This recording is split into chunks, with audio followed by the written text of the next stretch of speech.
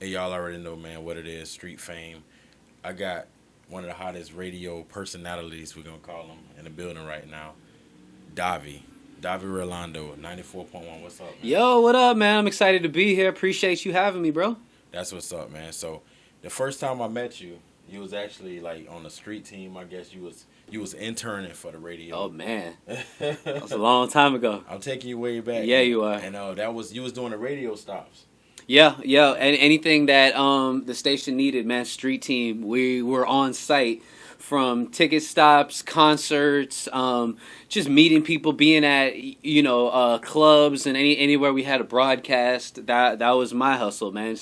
Setting up, shaking hands, kissing babies, meeting people. How did that happen for you? How did that start? It started with an internship. I went to this school in Orlando, kind of like for music. It's called Full Sail. Full Sail, So okay. I went to Full Sail, finished there, and basically needed an internship. Man, I applied everywhere that I could think of. Anything from MTV, VH1, BET, The Source, Double XL, anything music related. And it actually, funny story, man. Radio was never something that I even looked at as a possibility. I never even really thought about it. And while I was in the middle of applying for everything, I met this girl and I started talking to this chick, and she had just like within the week or two just moved out of her mom's house and got her own spot for the first time, which was right down the street from the radio station. So she was the one that was like, yo, you should apply to try to get your internship there. It was 98.7 at the time. Gotcha, okay. And that was the first time that anybody put that seed in my head. And I just applied. They put me in for an interview, Yeah. and it was on from there. Funny how that happened, ain't it? Ain't it That's though? crazy, Yeah, man. bro. It was never even. I didn't have anything against radio. It was just I didn't even think about didn't it. think I about didn't it. even think about it. I was thinking about either working for a record label, working for like a big recording studio, something like that. And I'm so happy that happened. That's good, man. What was your actual like major and what you went to school for? I went to school for recording, like recording arts. So Okay. basically, you could put me in a recording studio, and I could engineer the whole section, Okay. a band, That's an crazy, artist, a man. singer. But what's funny about that is like during the middle of my education and learning all that is kind of when I realized that that's not what I wanted to do. Got It it. was good to get like all of the information and to be able to really know everything in a studio and how it works, but I quickly realized that engineering wasn't like something I was passionate about. That's crazy, man. But I mean, that's interesting at the same time because I didn't know you was an engineer. I learned something new Yeah, today. yeah, man. And you know what it was more than anything was I thought that being an engineer, I was going to be able to be creative and kind of have my opinion heard and kind of be part of the whole process. But I quickly realized, at least in my experience, that the engineers, and this is more of like the starting out engineers. Once you're established, things are different. But like where I was basically just like an extension of the computer. They were just like, stop, start, do that again. Yeah, Run yeah. that back. It was no creativity in That's there, crazy. So and you're like, that's what I whoa. was kind of like yearning for. Okay, and then you went to radio. You started interning. How long was that intern? The internship itself was 240 hours. 240 hours. Yeah, so I ate that time up real quick though, Yeah. because I know, was I like, see you, man. yeah, bro, I was the first. I was one of the first ones there, one of the last ones out. I just wanted to learn everybody's job, man, because I was finally in a place that I felt like I really belonged, and I was just trying to like, just man, soak it all in, man, get as Gotcha, much game gotcha. as possible. That's what's up. So right now, man, we're a long way from interning. Yeah, yeah, for sure. Yeah. So right now, what is it that you actually do for the radio? Okay, so I'm a host on the morning show. The show is called The Freak Show. Okay. So I'm one of three hosts on the morning show. We're on Monday through Friday, 6 a.m. to 10 a.m. So I'm an on-air personality, and then I'm also a DJ. So in our show, I have a 30-minute mix that I Gotcha. get to do a live mix every morning at 7:30. So man, I feel real lucky and real blessed to be in an opportunity that some people they just get to talk on the radio, some people they just get to DJ on the radio. I'm fortunate enough to get to do both. I mean, when I listen to the show, I mean, it's a big show for anybody who don't live in Tampa. The Freak Show, one of the biggest morning shows ever, man. Like, Thank you, bro. and it's got the crew is crazy. They go over a lot of topics. They talk about some real spicy stuff. Yeah. And I be hearing y'all going in on it, man. And Orlando's actually on the show too, right? Yep. O's the boss. Okay, so I mean, but when we listen to the show, it don't really sound like it's a boss though. Okay. It sounds like everybody kind of got, you know what I'm saying? Yeah. Well, you know what? And that's actually a great point, because on the show it feels like we're all just equal. We all get our opinion heard. Now, once the show's over at 10 a.m., then Orlando is the boss. He runs the radio station. His title is the program director. So the program director is the boss of the station. But to your point, man, where you say it doesn't sound like there is one, because honestly, it's because it's kind of like a free-flowing conversation. One of my favorite things about it is that nobody ever tells us what to say, what opinion to take. This is what I think you should, this is what stance you should take on this topic. Yeah, man, it really is. We fight, we argue, we agree with each other, we party, we hang out away from the radio and stuff like that. So yeah, it's definitely I definitely feel real tight with this crew. That's what's up, man. How do y'all come up with y'all morning show topics? Cause they be real interesting, man. That's a good question, man. After the show, every day we have a meeting where we kind of just go over ideas and things like that.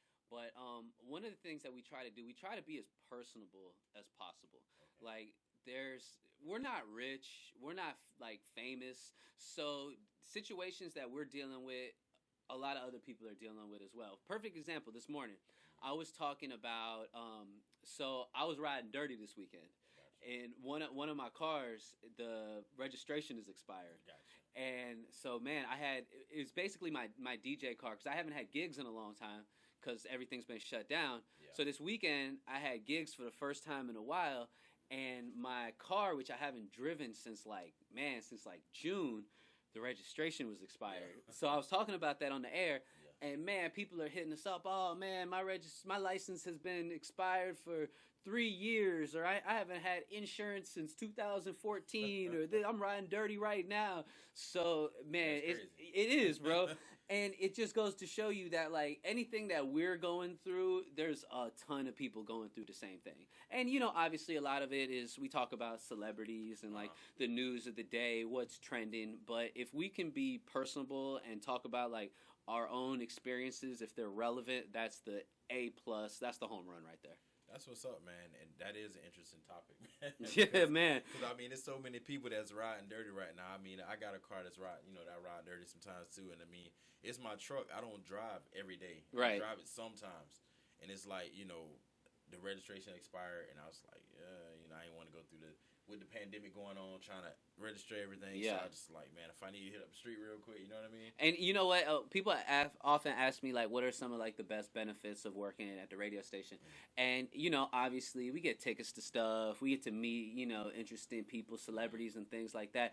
But one of the biggest benefits is, for example, today, when I was talking about that, somebody hit me up on Instagram, like, yo, I work at the DMV. I could get you in. I'm going to make you, bro, I have an appointment today at 3 o'clock. He was like, yo, you ain't got to worry about standing in line. We got you. So you can keep all the tickets. Not standing in line at the DMV is the ultimate win right there. That definitely the connections. Oh, I love it, man. Bro. I'm sure you get all kind of people, like any topic you go into, you got somebody like lined up. Yeah, man. And you know what it is, bro? Like I said, nobody ever tells us what to say or what angle to take. So everything is rooted in, like, a sense of, like, reality. So people can really relate to that. It really resonates with a lot of people. And, people see me all the time and like, yo, I remember when you were talking about this or you said that.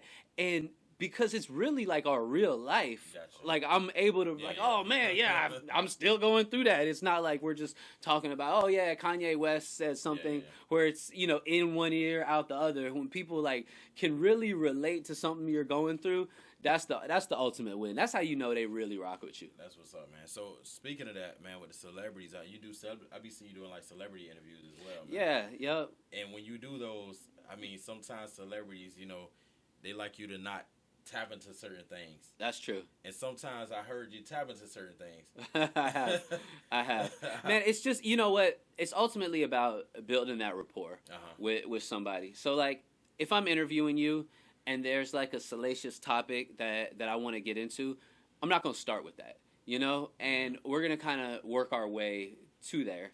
And a lot of people, they don't want to talk about it. And as an interviewer, you have to kind of balance that from like what people want to hear to what's going to get you the best interview. Because if I have a topic that I really want to talk about, but you don't want to talk about it, you're not only going to shut that question down, you're probably going to shut down for the rest of the interview. So then it kind of becomes like, all right, what's going to get me the best value? I have so-and-so here. Gotcha. Is it the best thing to skip or work your way around this topic, which they obviously don't want to talk about, and have a good interview, or get that gotcha moment that, you know, maybe it'll go viral or maybe it'll ruin your interview. You never know. You never know. Yeah, so like I said, with that, you met a lot of celebrities. I met a whole lot of celebrities. What's it like, man? Like when you meet the, you know, celebrities who you think is 100, they gonna be cool. Yeah. You know what I mean? Then you bump into them, and there's a whole nother scenario. Yeah, that's definitely happened. There's some people that I don't know if that's just their personality, or they were having a bad day, or maybe they just didn't want to be there at the time. You know, you just treat them like regular people. I think a lot of it has to do with like the topics that you guys are touching on. If it'll be pretty obvious when it's something that they don't want to. Yeah, they're not feeling that topic. And then sometimes it really works in the on the flip side. Like for example, this one time I was interviewing Ashanti, and Ashanti's mom was her manager at the time, and her sister was like her stylist. So it was just them three. It was the three. It was the family was right there. And during this time, Ashanti was dating Nelly, but it was like on the low, and she didn't like to talk about it.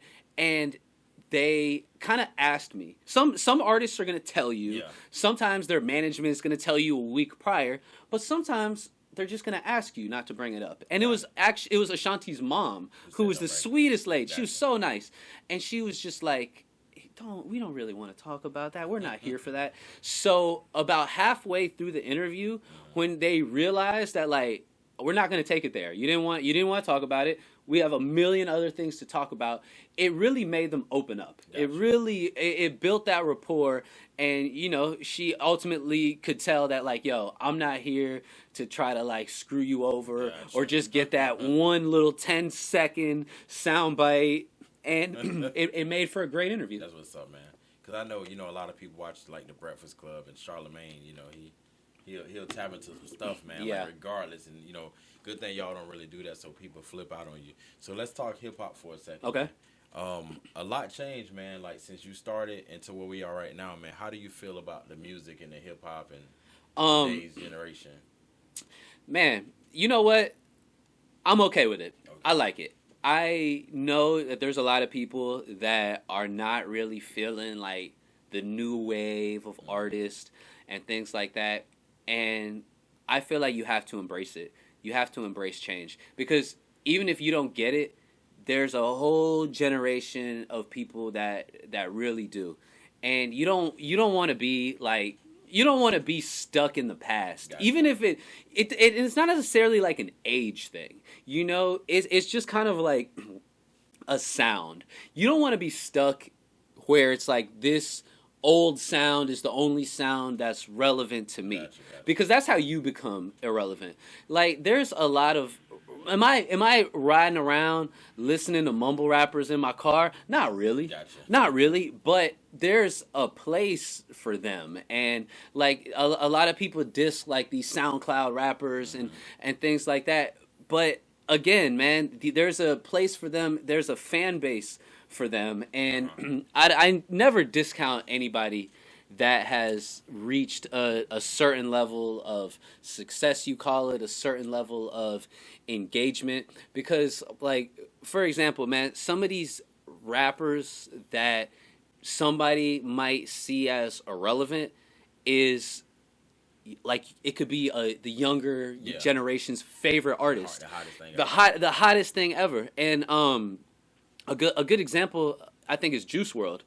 Juice World was an artist that I think a lot of DJs, a lot of people maybe in their 30s or whatever, didn't really get until he passed away. It is tragic. Yeah. And then the effect that it made on the younger generation, you're like, oh man, this guy really resonated with people. Same with XXXTentacion. Yeah. Like, there was a lot of people that weren't really feeling him, but then there's like a whole generation that like he's essentially their Tupac or their favorite rapper. So you can never discredit them because they had a different path. You know, like there's a million artists on SoundCloud. So somebody might be like, oh, he's just a SoundCloud rapper or something like that. But to be the one or the two that made it out of that million, there's a merit there somewhere. So I feel like the game is forever evolving, but I still think I think it's in good hands, man. I really do. I think the generation now are hustlers. They have learned how to do it themselves. They've learned how to do it without the label, without a bunch of people backing them, without a ton of money and investors. It's like, yo, I got a YouTube channel, I got an Instagram, a SoundCloud. I got auto-tune, and my boys got a studio watching me go platinum. you got to respect that, you know? Yeah, I mean, like, definitely a place for everything, man, because, I mean, it's certain music for myself. If it's in the club, right? I mean, it ain't something you'll ride around listening to, but when you hear it in the club, it's definitely meant, you know, to be in the club. And you know what? I even look at it, to go even a little deeper, I look at it with DJs, too, because nowadays, it's never been easier to be a DJ. Gotcha. The equipment has gotten smaller, has gotten more affordable. Yeah. It's instead of having to carry, like when I started DJing, I was kind of like on the cusp of everything had just gone digital. Gotcha. Everybody was using their laptop. So like the DJs before me, they were carrying dollies and crates and going upstairs and mixers and all that. Yeah, everything. So they're looking at, you know, somebody like me that now I have a laptop. They're like, damn, you don't know how good you have it, and you're right. But you know, I still had the 1200s and the mixer and everything. Now the DJs, everything is just like in like a little box, you know. Yeah. But that doesn't discount them. Because I think a lot of DJs, they always want to make fun or talk down to like the quote unquote $50 DJ, you know? But there's a place in the game for that $50 DJ because you didn't get $5,000 to DJ without having those $50 nights. Yeah. You know what I'm saying? Mm-hmm. So it's just an evolution, man. And just like now, I mean, you might walk in to a barber shop and there's a DJ. You might walk into a nail salon or the bagel shop and there's somebody playing. Sometimes on the sidewalk, sometimes they're outside and they're running extension cords and things like that. So that guy is paying dues the same way that artist that was, you know, selling CDs and trying to freestyle in your ear.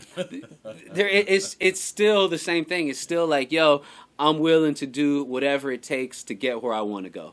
Yeah. So you got to respect that. That's what's up, man. Speaking of that artist, do you ever get people coming up to you like, hey, Davy, man, here go my music? Like, all the time. Yeah. All the time. And listen to it? As much as I can. I really do. I try. So let's be honest. Most of it trash, right? You know, most of it has aspects that they need to work on. Gotcha. And I think one of the things that I try to help is with the approach. You know, like if I'm DJing at a club and you come up to me at 1 o'clock in the morning when the dance floor is packed and I'm not gonna play your song, I'm not gonna listen to it because I'm working. You know, I'm not coming to your job at T-Mobile asking you to, like, you know what I'm saying? Yeah, so like, show me how to play this game. But if we do this correctly, I'll give you my email address. You can send it to me. I'll give you some feedback, and I definitely, if you come the right way, I would say 9 times out of 10, I'm gonna check it out. I'm gonna check it out. And because I meet indie artists all the time, and they'll be like, "Yo, I hit you up on on Instagram. I hit you up on Snapchat. I sent you my song." I always ask, "Yo, did I hit you back? Did I reply?" And most of the time it's yes. Sometimes it's like, "Nah, you left me hanging." Like, yo, I'm sorry. I mean, you can't get to everybody. You can't get to everybody, but I always try to give some constructive criticism, Gotcha. because one of the things is that, like, it's not necessarily who has the best songs that wins. It's who has the best work ethic, who has the best structure, who has the business side of it correct, who copywrote the beat and the song, who has the whole package. Right. You know what I'm saying? So you could have a great business acumen and a terrible record. You could have a great sounding record, but you jacked the beat. You could have a great song with tons of potential, but you recorded it in a studio that was whack. Yeah. So I always try to leave people with something. I Yeah. gotcha. So speaking of that, man, like we in Tampa, in the city with a lot of talent, a lot of artists. Why do you feel like the door hasn't really been open? I mean, it's starting to slowly open, but why do you feel like it's not completely open? With as much artists that's going around in Tampa. Well, one of the main things is, like, people point to, like, the Atlantas and the Miamis and, LA and different places. But you have to remember, like, in those cities, the music industry is actually there. Got it. There are real record labels, and I'm not saying that the guys here, there's no real record labels, but actual, like, majors, Universal and Interscope and Atlantic. They have buildings there and A&Rs there and things like that. And ultimately, most cities don't have, like, somebody that put them on the map and things like that. We've had artists that have come out of Tampa Bay, and have really done their thing. But I think one thing that people fall short in is the quote unquote, "I'm putting on for the city. I'm trying to do this for the city." No, you're not. Yeah. You're doing it for yourself. And there's nothing wrong with that. Yeah. But, like, when you have this mentality of like, I'm gonna put this whole area on the map, that's when you start to run into, like, this guy is like, "No, I'm gonna put it on the map," and this guy doesn't rock with you, and then it becomes like crabs in a bucket. Yeah. But there's I think there's definitely the potential is there. And we're starting to get cats like like Rod Wave has really made an impact. Like, he's in the game the game. Like 7th Streeter, she's from Polk County. She's doing major things. Even the likes of Tom G's got a situation with Cool and Dre and things like that. For a while, I feel like the issue was that Tampa had a very localized sound. For a while, it was just that juke movement and cowbell on everything. And I think that for an era was kind of limiting. But now I think Tampa's making more mainstream music, and it's honestly just a matter of time. Gotcha. Before we get that real big look. But honestly, I think what Rod Wave is doing right now, he's really kicking the doors down for a lot of people. Okay. Rod Wave definitely putting on, man, for the city, for everybody, man. Like, he opened the doors for a lot of people right now. I feel like the area is definitely, since that movement, a few cats have got signed, in this area.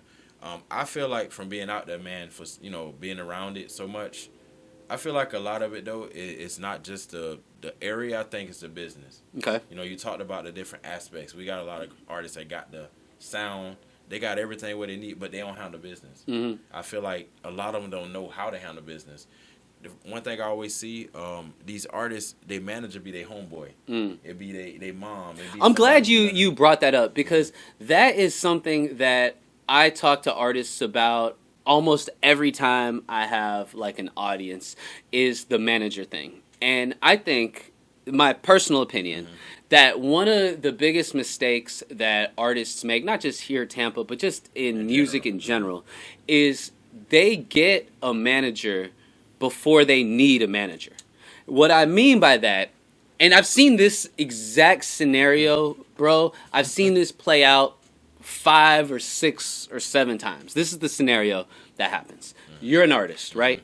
Now you hire me to be your manager. Yeah. All right. Now we're going and we're meeting DJs, we're hitting clubs, we're doing this. So then like the next week you don't go out. Gotcha. Right? So I go. I'm the manager. I'm out here. I'm meeting, this DJ. I'm pushing your record. I'm sending emails. I'm doing this. I'm following up with people. I'm reaching out to the radio stations, the program directors. I'm doing pretty much most of the legwork because I'm the manager. And what the idea is like we're gonna let the artist just create. We're just gonna let you do the artist stuff, and I'm gonna handle the business. Gotcha. Okay? Well, what's gonna happen? And I've seen this happen so many times that it's almost like inevitable. What's gonna end up happening is you and me over something. We're gonna have a falling out. Okay? This happens every time, over money, over appreciation, whatever. We're gonna have a falling out, and now we don't rock with each other. You know what happens? The manager is the one that for the last 6 months has been making all those relationships, meeting the DJs, the radio people, pushing your songs, emailing people back and forth, following up. So now when we go our separate ways, you're back to square one. Yeah. Because you didn't make those relationships because you relied solely on the manager. Now, let's rewind 6 months ago. What should have happened is you as the artist took everything on your plate. Gotcha. You were meeting the DJs. You were emailing your songs. You were putting your stuff on iTunes. You're booking shows. You're doing everything that you need to do. And then once your plate becomes so full that I just don't have enough hours in the day, that's when you get a manager because now you have something to manage. If I just have a dream and my homeboy's got a studio and I go in there and rap once a week, there's nothing for a manager to manage. So I've seen it happen. I could name names. I won't. But I think that's one of the biggest mistakes that people make. And then it's exactly what you said. When they feel like they get there, that now they got their baby daddy, their baby mama doing it, or they got their big homie doing it. Because, that's not going to help you. A real manager is already going to have contacts in the industry. A real manager,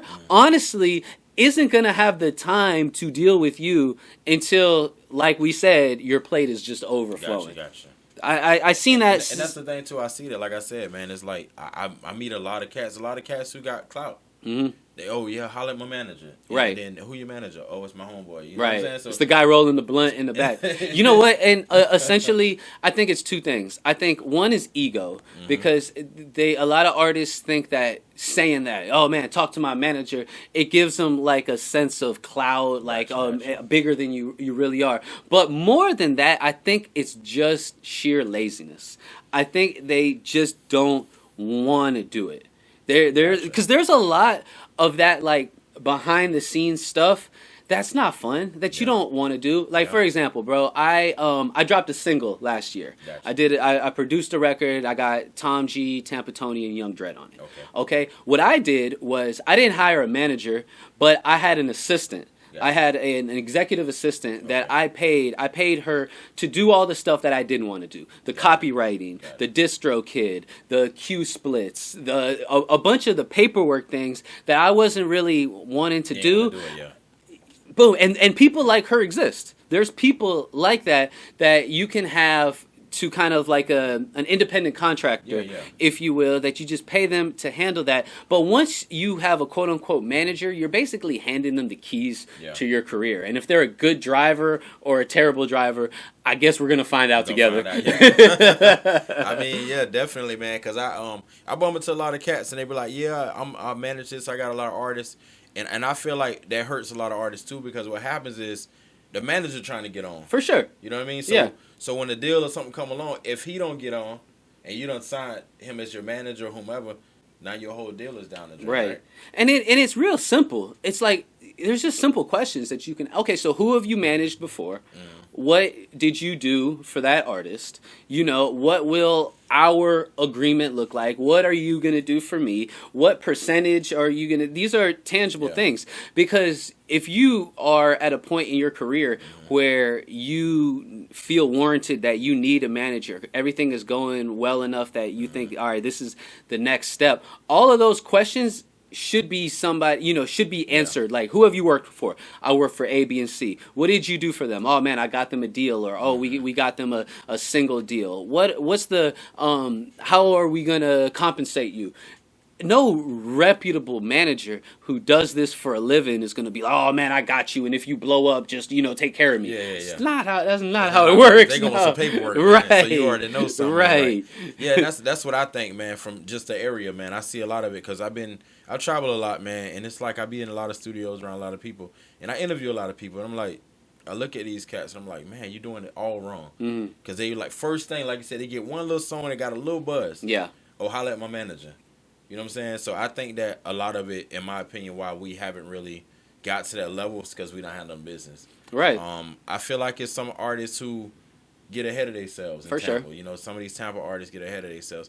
I feel like a lot of people talk about keeping it 100 and 1,000, right? But I don't think they keep it 100 or 1,000. You know what I mean? And I feel like they go on and, oh, I did this. They start name dropping. All this stuff start happening about how they putting on and how nobody ain't put them on and all this stuff. But I think at the end of the day, it's that crab in the bucket thing you talked about. Yeah. Everybody want to be the man. For sure. And also, one of the most important things is that there's not that many people that are doing it full time. Gotcha. This has become a hobby for, I would say, the majority of the artists that come up to me, like, yo, man, check out, I'm about to blow, do.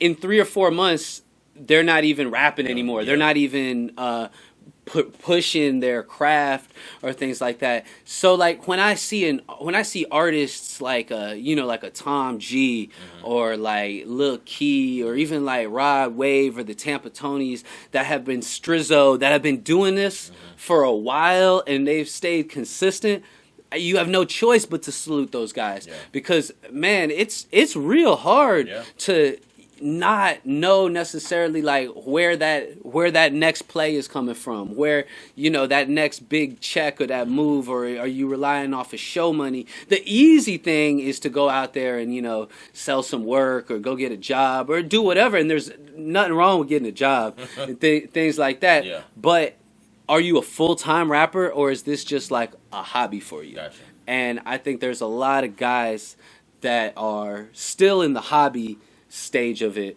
but they talk like, oh man, I gotta keep it 100, 1,000 and all that.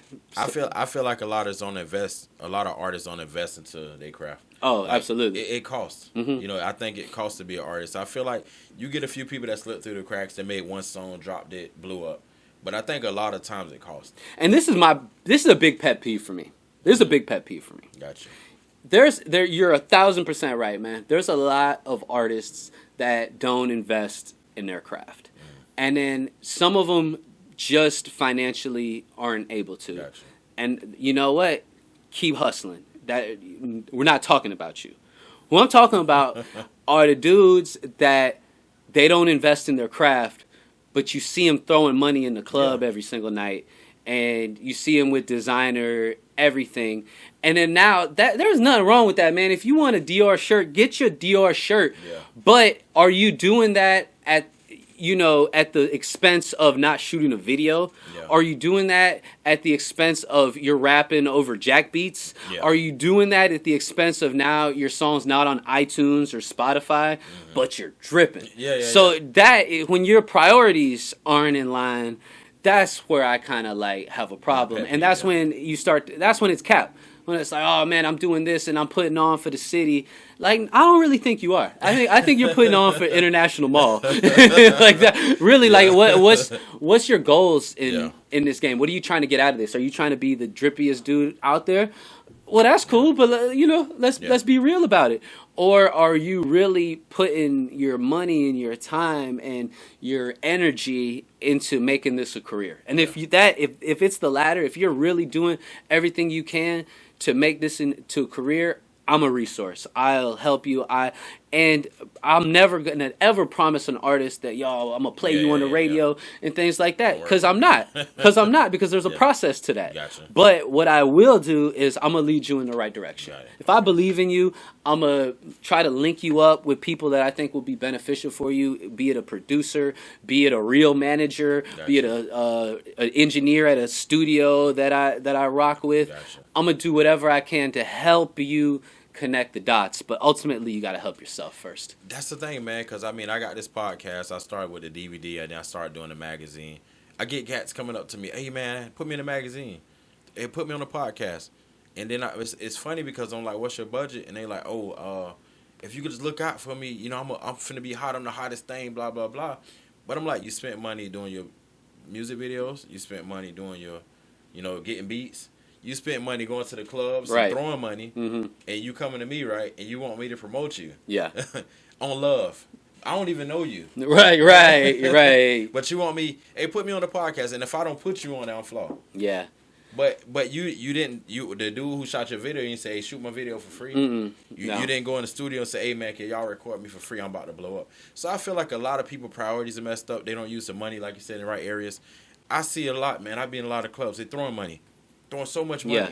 They don't got no posters. They don't got their Instagram ain't up. They don't got nothing going for themselves. Yeah. You know what it is, man? A lot of times when we were just talking about those artists that kind of do this as a hobby, you know, they will put that, they kind of look at you like you do this as a hobby. Yeah. You know, where like for me, music is what puts food on my table. This is what I do full time, 7 days a week. So when you don't come from that and it's just like something that's like, I'm going to do it when I got time or when I feel like it, they almost, it almost reflects off to you. Like, all right, man, he just do this for fun. Or he just does this for Instagram followers and things like that. But then it's like, nah, bro, this is an actual business that I invested, and I have equipment, and I have a space, and this, you know, it costs money. It costs money, and the money that I'm trying to charge you isn't because I'm trying to be greedy. It's because I have a whole business, a whole operation to run. And if you can't respect that, then I don't think you're going to, even if I put you on my podcast, I don't think you're going to share it. I don't think it's going to be beneficial for me. Everything has to be mutually beneficial. Everything has to be a trade-off. And there's nothing wrong with that. That's business. I learned that, man. So right now, you know, we're going to wrap things up in a minute, but right now, some artists, man, who the hottest in the game right now? In the whole music industry? I mean, personally, right now I'm listening to Lil Baby a lot. Gotcha. I've been a big fan of Moneybagg for a while. I like them too, for sure. The hottest in the game. It's kind of hard to. There's just a lot of them right now. It's a lot of them, man. It's a lot of them. I mean, Drake's been the hottest for the last 10 summers. That's that's an easy one. That's a whole nother category. That man on a whole nother stratosphere. But I feel like, man, you know what? I feel like a lot of these hard working cats are really winning right now. Like, one thing I know about, matter of fact, the two artists that we just mentioned, Lil Baby and Moneybagg Yo, I've had conversations about them to people that work with them, like record label people. Gotcha. And both of those guys, everybody says they work extremely hard. Like Moneybagg, for example. I was just talking to somebody from his label like 2 days ago. Gotcha. And they're like, yo, this dude has not stopped. He's always doing shows. He's always recording. He's just always working. And that is really what I respect. Yeah. And then somebody like that, man, from the outside looking in, if you just kind of follow his social media, all he really doing is, you know, flossing, and it looks like he's just one of them dudes that's out here throwing money and doing exactly what we said not to do, but he's handling business on the back end. He's really doing the rapper side of it.